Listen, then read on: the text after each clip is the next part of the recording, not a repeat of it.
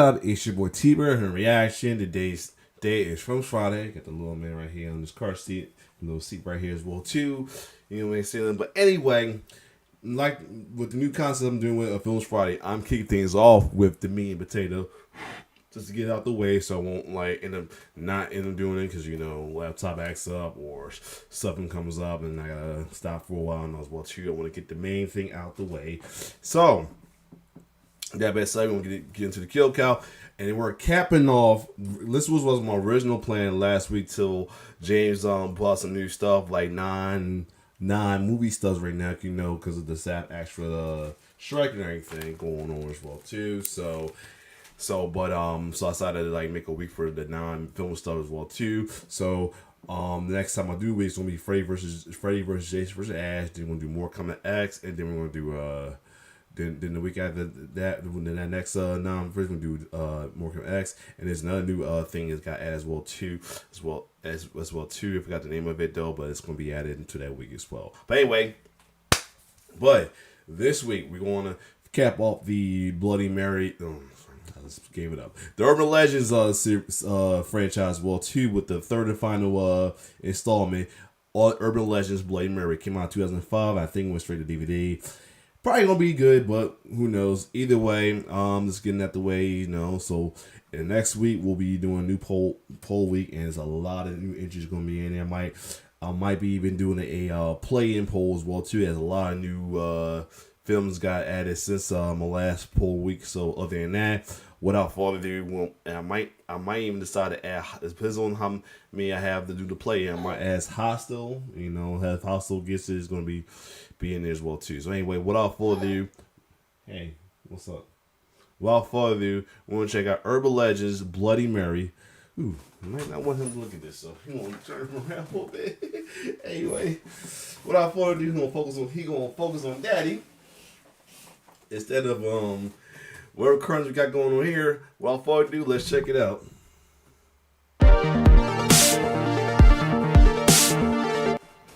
Welcome to the Kill Count, where we tally up the victims in all our favorite horror movies. I'm James A. Janice, and today we're looking at Urban Legends Bloody Mary, released direct-to-video in 2005. While I grew up watching the first two Urban Legends, I had never seen this threequel before deciding to cover the series. All I knew was that it was direct-to-video and suddenly supernatural, a pivot to the early aughts trend of J-horror, which made stringy, long-haired ghost girls all the rage. I was surprised to learn this movie's not egregiously bad, at least for a low-budget horror film in 2005. It still sputters out in its third act, like many slashers, but at least it's coherent, unlike the mess we got for Final Cut. Bloody Mary was written by Michael Dougherty and Dan Harris. Mike Dougherty's the man who gave us Trick or Treat and Krampus, as well as Godzilla King of the Monsters. What I don't understand is the timeline here. This came out 2 years after X-Men 2, which Dougherty and Harris also wrote. X2 was fucking huge. Was this an old script from before they made bank? Or was this a fun little project to do before they went and wrote Superman Returns? Why is this movie there in their filmography? Their script is mostly unrelated to the first two films. It follows the spirit of a murdered high school girl from 1969 who kills present-day teens in ways that evoke urban legends. The suddenly supernatural sequel and high school date rape revenge elements remind me of two other slasher sequels that were much more solid. 1999's The Rage Carrie 2 and especially Hello Mary Lou Prom Night 2. Whoa. One of the greatest what the fuck horror movies ever made. Like that film, this I have to find a way to check it out. But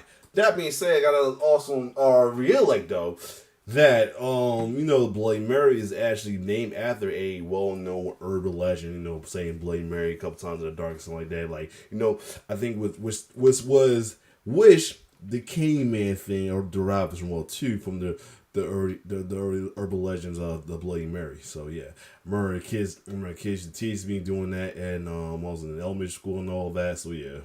This features a girl named Mary from a bygone era whose spirit gets vengeance on the people who wronged her. If only this were as interesting as Prom Night 2. There's just not too much that stands out in this third urban legend, aside from it being a nice time capsule of 2005. We're talking tanning beds, t-shirts over long sleeves, and lines like this. You go hook up that one chick, the one with the big tits. It takes place. I was somebody who wore long sleeve on the short sleeve, man. man. That was my thing for a while. I ain't gonna lie. And was filmed in Utah, though we don't get enough of the location's flavor for my liking. Give us that Salt Lake seasoning. Director Mary Lambert is a Then guy had the body for it too. So I got the body for that right now anymore. steady hand who helmed the original Pet Sematary and its sequel, but her work here feels uninspired. Too many dry scenes of characters trying to figure stuff out. Whatever though, Lambert directed the music videos for Material Girl and Like a Prayer. She don't have to prove shit. Also, it doesn't help that most of her cast are first-time actors and models. A few people do alright though, including a 21-year-old Kate Mara, and the gore is surprisingly pretty good. Because of YouTube changes, I still have to blur that gore even with a sponsor, but I'm still happy to talk about today's sponsor, Raycons. Just let me walk off set to do it because of like production schedule issues. Don't worry about it. Oh, hey there. I'm James from the future. Or was he James from the past? Something to think about. Regardless, I'm here to talk to you about today's sponsor, Raycons. Where'd my Raycons go? Well, guys, it's been weeks. It's been hours, but every moment that I'm not enjoying my earbuds, 8 hours of charge time and 32 hours of battery life in the case, it feels like an eternity. And I know what you're thinking. With Raycons starting at just half the price of other premium audio brands, why don't I just buy another pair? Which I have, but my Raycons and I have been through so much together. Their comfortable noise isolating fit has been my partner during workouts and doing yard work outside. Their seamless Bluetooth pairing has made it easy to switch from work mode to game mode on the fly. And their ability to switch between 3 sound profiles plus awareness mode or isolation mode with just a tap made them perfect for any environment, even Stonehenge. I guess I'll just have to accept that wait a minute. I'm having a memory flashback. You should see this big smile he had on his face while giving him up.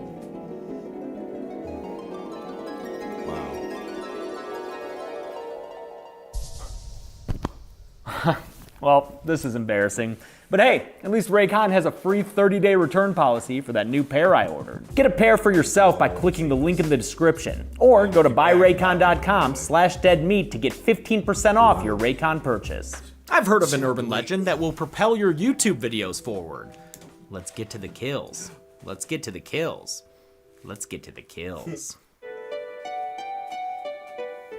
The movie begins with a title card. Oof, really? That's the font you're going with? It's 19 nice in Salt Lake City. Not that we'll get to see much of it. A chick named Mary Banner is standing there like a weirdo when she's joined by her friends and their lettered jack-off dates. Can you imagine having 69 on your varsity jacket? I would have been insufferable. The dudes get date rapey in a hurry, doing a roof job on the punch, which the ladies drink down until they're Okay, that's an afro. I'm like, what's up with her hat? Well, it's an afro. Supposed to be apple wig.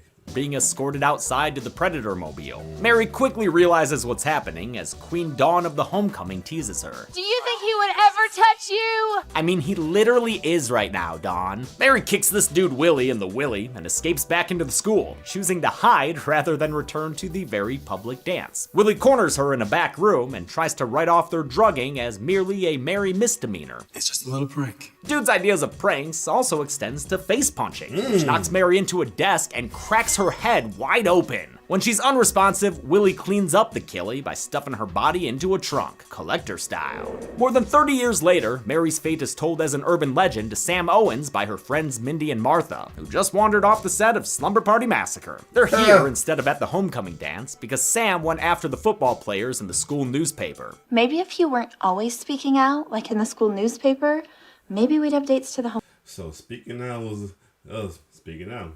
It was something we had before you know what I mean? Homecoming dance. Sorry ladies, Zoe Barnes always gots to get the scoop. Since Martha's actor is doing such a good job here, they let her give us the perfunctory urban legend definition. An urban legend is just a made-up story that people keep telling as if it was true. They mention the pop rocks and soda thing, like you gotta, and then get to the titular tale. Say Bloody Mary's name 3 times and she shows up. That's not even a real urban legend.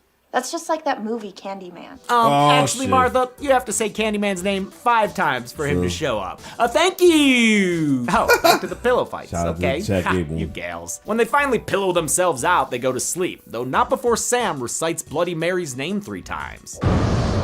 and there she is, with someone putting their hand in front of the camera? Were they testing focus? Later that night, while the girls are dreaming of missed high school musicals, someone approaches and scares them opening the door. The next morning, they're gone. It worries Sam's mom Pam so much, she starts dissolving all throughout the day. And what a shame, after she woke up in such a good mood, sharing fun homecoming stories with her son. Something tells me you didn't wake up naked in Tijuana. Just because there's a dead Mexican hooker in my room doesn't mean I went to Mexico. Haha, wait, what? This kid, who's sure to grow up with issues, is Sam's twin brother David. He's already an outcast at school, and having a missing twin sister doesn't help. The jocks seem to know what happened to Sam and her friends, and thanks to this teacher, we know which jock is in charge. Mountain gorillas live in groups, ruled by a dominant male.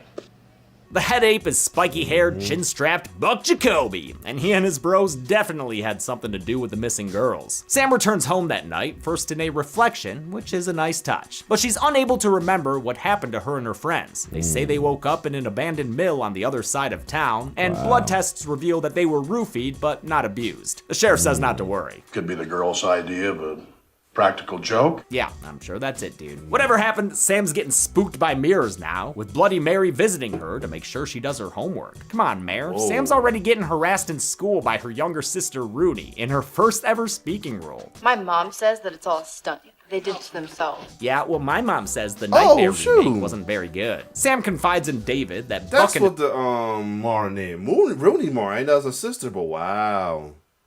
his bros had lured them out of the house, saying that they wanted to talk about the article she wrote. Next thing they knew, they were in that warehouse. David confronts the guys the next day at school, but they probably shouldn't have done it in their home turf, dude. Yeah, man, no shit you're getting pinballed out of there. One of the Buck bros, Roger, visits a strip mall tanning salon since this is 2005. The girl there, Betsy, is eager to jump his bones, but before he dives into those low-rise pants that definitely don't have butt pockets, he's gotta get his melanoma on. Never forget. He settles in for a long sesh when I Will Always Be There by Nikki Harris starts playing. It's the song that was playing when Slick Willie tried to take advantage of Mary, and it'll be her entrance music throughout the film. The heat goes up as Betsy's phone convo goes on, and by the time she smells something smoking, it's too late. Roger's become the last hot dog on the grill, a shriveled little charcass in the tanning bed. Wait, I didn't tell. Sorry.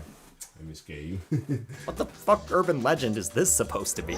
Sam gets her homework dropped off by Heather, who used to be a childhood friend. But now they're in different social groups, with Heather dating 2Buck Buck, who's also an abusive fuck by the looks of it. Heather still defends his actions to Sam. Look, what happened to you was just a little payback prank, and I had nothing to do with it. What? Wait, no, roofing someone isn't a prank. No, it's not. All these people suck. David knows. Don't defend her, Sam. She felt bad. She was cool about it. That was being cool? Heather did drop something else off along with the homework. A letter she got that gives Sam scary flashes to Mary Banner's murder. I guess that letter marks Heather as the next victim for our favorite brunch cocktail. And her urban legend inspired death will come in the form of a CGI spider, which honestly doesn't look bad considering this movie's year-end budget. Heather wakes up with a spider bite she thinks is a pimple. And if you know this tale, you know we're about to get the grossest popping video of all time. Well, second grossest. It starts with a Battle of Geonosis style zooming on her face as a spider comes out. The first of oh so many. Just Many? crawling Oh over my her. God. Her face is soon covered in copy and pasted CG spiders, which spread to her body and pretty much all over until she's smashing her face straight through a mirror. It leaves two glass shards sticking out the top of her head. And the only thing Heather can think to do is peel her fucking face off. Holy shit, this is disgusting. Wow, I did not expect this movie to get me like this, but Heather's death is certainly a solid. Hold up. I just scared my little man's cry. Lord. I'm holding ball too. Jesus Christ. Gotta realize can't be worried about it. Can't you just kill constant around him no more. Jesus Christ. Oh. Sorry. I'm sorry, little man. I'm so sorry. I'm scared them all. Anyway. White don't want me. That's no story. Don't want me to leave him alone, but at the same time. Anyway. Sorry about that, little man. He scared the shit out of him while screaming. But oh my God, that shit was wild. Woo! Woo! My bad. I said I that was wild. I can't imagine seeing the unedited version, man. Jesus Christ. Oh my God. solid one.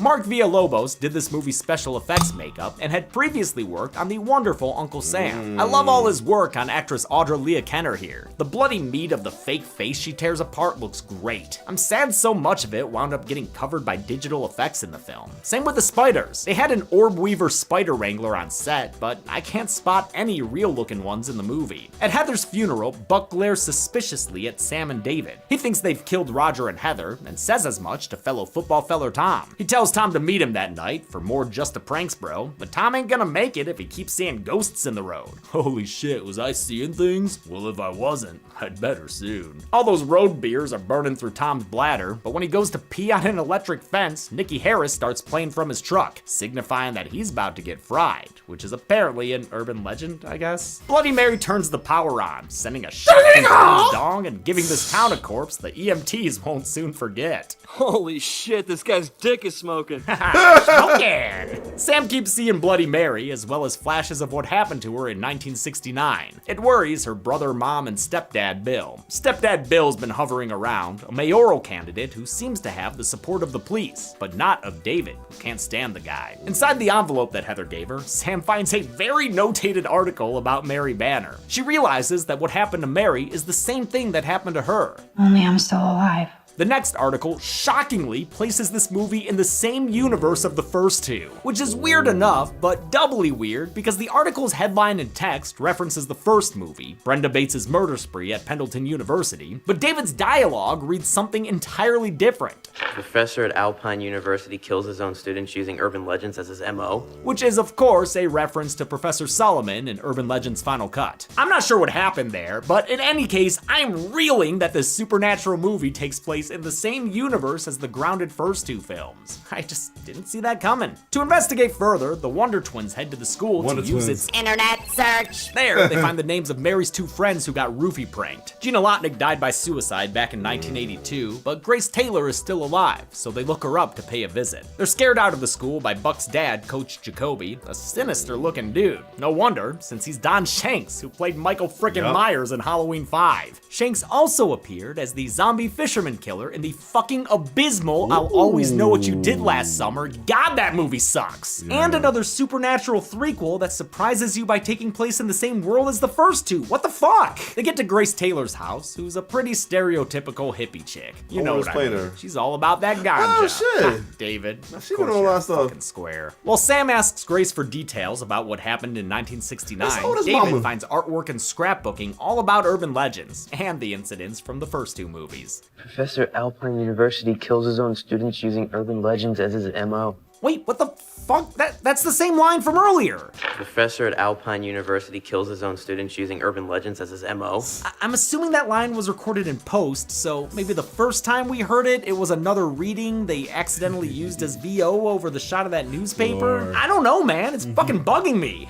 Grace tells them that the ghost of Mary Banner is behind all these recent deaths, saying that the victims have been specific targets, the children of the people who wronged them in 69. For instance, Heather's mom was Dawn, the mean homecoming queen in the opening. Mary wants revenge on the 5 people who took her youth, so she's taking their children. Yeah, that makes sense, except for the whole 5 people thing, which she had already mentioned once before. There were 5 of them, including that devil bitch Dawn. Who was the 5th person? We only ever saw devil bitch Dawn, Willie, and Willie's 2 friends who were with Grace and Gina. There was never a 5th person. Fix your script! They figure that Roger and Tom's dads were 2 out of the 5, and find out from Buck that his dad, Coach Jacoby, was another, which is why Sam saw him putting flowers on Mary's grave earlier. In fact, Buck got the roofie prank idea directly from his dad. Since he might be in danger, Buck decides to leave town with his dog. Let's go. We gotta get the heck out of Dodge.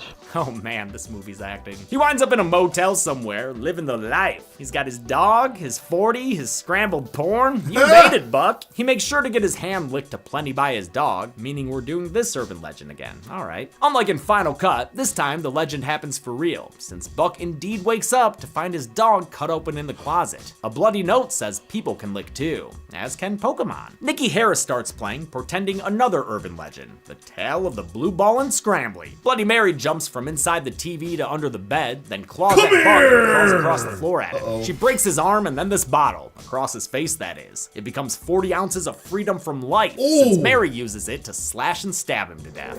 Lilith Fields played Mary Banner both out of makeup, like in the opening, and as a vengeful ghost. It took 3 hours to put her in makeup and another to take it off at the end of each day, but Fields was pumped for the role. Horror films are the only genre where like little girls can sometimes be the most evil thing, so it's been fun. As a ghoul, Mary's befitted with creepy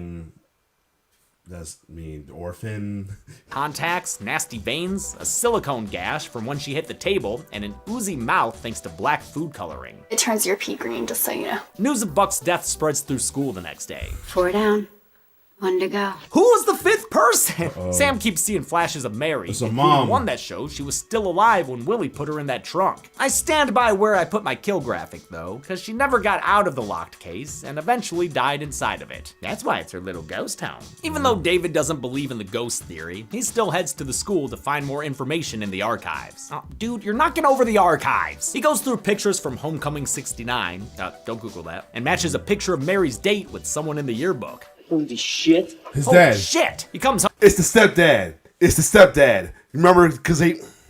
home to tell Sam what made him holy shit his pants, but she's left and gone to Grace's house now that she knows that Mary's body is in a trunk somewhere. David ends up getting attacked in his home. No! Via suffocation with a bag, and his killer was none other than, oh, not gonna show us, okay. Sam asks Grace to drive her to the school, even though Grace is scared and, honestly, probably in the middle of a green out. Eventually she relents and takes Samantha and a shovel there. Sam breaks in through the window while Grace waits outside in her van. Thanks to some helpful supernatural flashes, Sam quickly finds the room where Mary died. You know, like 35 years ago. Nobody ever did any spring cleaning back here? Come on, people, you gotta have your ghost inspections at least once every 5 years. She finds the trunk and breaks through the hidden Mickey lock with a crowbar and some supernatural help. Inside she finds, well, no surprise there, the dried remains of Mary Banner. Real fucked up way to go if you think about it. Sam tucks the skelly in nice and tight with a little blanket and carries it back outside, where she sets it down on the ground with the loudest of clanks. I found her! Clearly that is just a bunch of plastic bones. I found her! She finds Grace unconscious, having smoked herself to sleep, so it's up to her to drive this van out of here when David's killer arrives. She gets away and drives to the cemetery, giving her stepdad Bill a call for no real reason other than plot. Speaking of plots, she reaches Mary's grave and starts a digging, hoping to give this beauty a proper burial. The frozen ground slows her down, and eventually Bill arrives, asking to know what the hell is going on. After making sure she hasn't told anyone else about what she's learned, he shows her how to shovel with force. Samantha.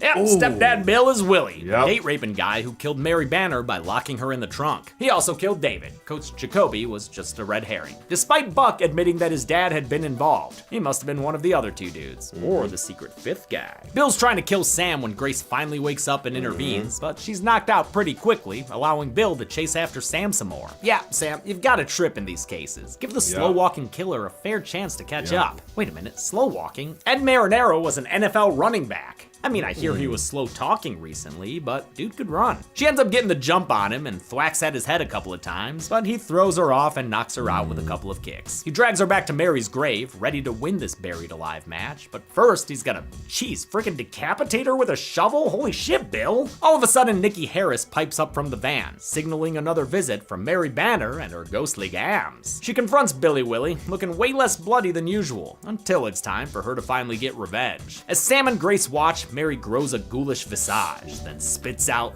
bees? Green rocks? What the fuck's going on here? Whatever's happening, it spells the end of Bill Owens, and he's dragged beneath Mary's grave. You know, Sam and Grace, I feel like your reaction should be a tiny bit bigger. Did you not see what we all saw just now? The movie ends with a news report that spreads truth to the town. Mary Banner was killed long ago by Bill Owens, because that guy was a real son of a bitch. How many bloody bodies did Mary reflect onto the kill count?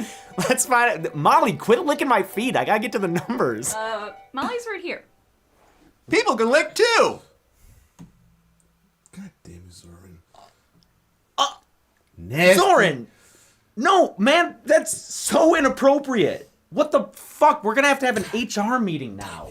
Zoran. Oh. I thought it was funny. Damn it, Zoran. But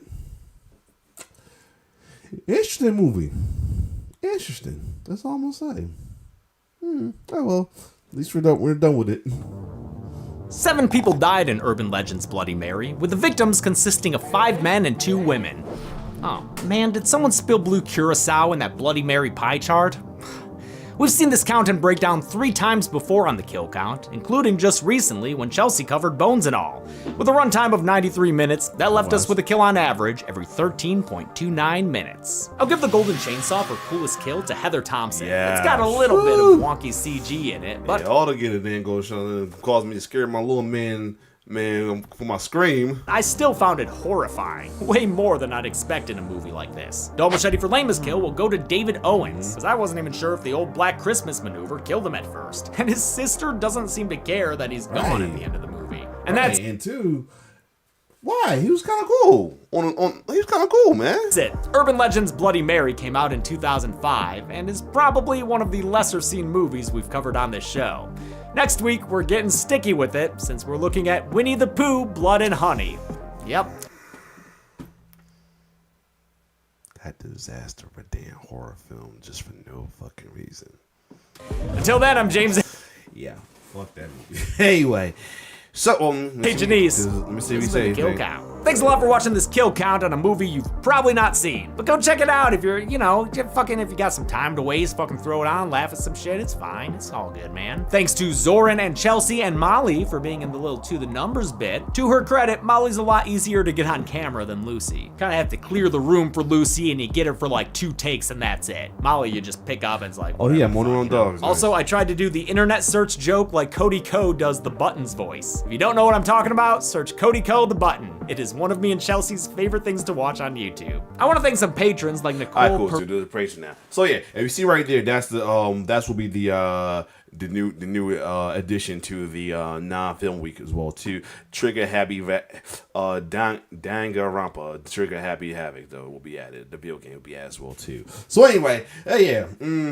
I mean, I suspected it because it wasn't like a good straight to DVD or anything. But sometimes you can't always judge straight to DVD. Sometimes they're pretty good. But this one was just, I mean, like I said, that kill with the spider was brutal. Even though it was censored, I can feel it was brutal. I mean, like I said, it caused me screaming and scared the hell out of my little man. So anyway, I'm gonna turn my little man around for the next video. But other than that, next week will be poll week. But beginning that whole week will be all poll, as I will be doing a play.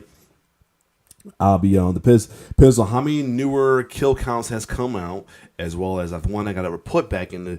No, I don't think I got to put anything in one back. But anyway, no matter how many kill count comes out, I will definitely be doing a playing based on that as well too. It'll be depends on how many it is. I'll do either a back-to-back poll before the actual poll as well too on Monday and Tuesday. Who knows? Either way. If you like my reaction, like, share, subscribe to my YouTube channel. Shout out, and sorry you kind of heard my little man wail because I scared the shit out of him. But it's your boy T-Bird signing off. One love.